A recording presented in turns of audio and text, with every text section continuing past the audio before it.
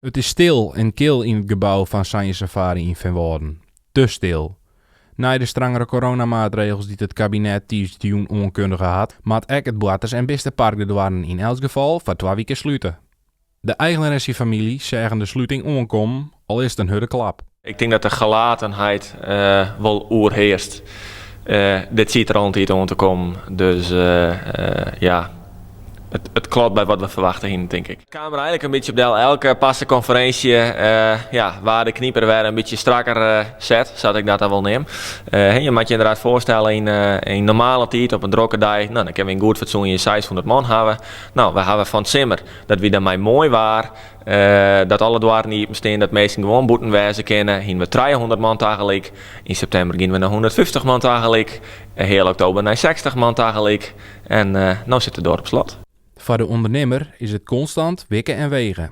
Wat kan wol om een bedrijf beter in de markt te zetten? En wat kan net omdat er dan geen brein meer op de planken komt?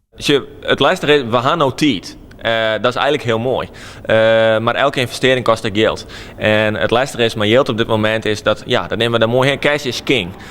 Zolang we het geld zelf in de boezen hebben, kunnen we daarmee sturen. Dus we weten net hoe lang deze lockdown wordt. Kunnen we misschien een maand langer overleven. Dus ja, dat is de overweging wat je elke keer in zit. Normaliter in onze branche en zeker met de nieuwe dynamiek die wij nu hebben, kan elke investering is gunstig, want daarmee wordt je park beter, wordt de beleving van de mensen beter.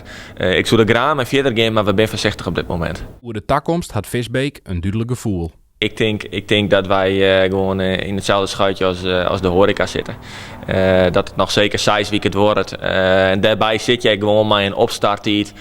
Nadat je weer hier op mei, het is echt net voordat het dan Hosanna is dat je de tent weer vol hebt. Meestal moet het weer in de holle krijgen om erop uit te gaan. Die moeten weer zin om krijgen. Meestal gaan misschien nog wel hele oren gedachten in de holle van zelfs met Sinterklaas en Christ.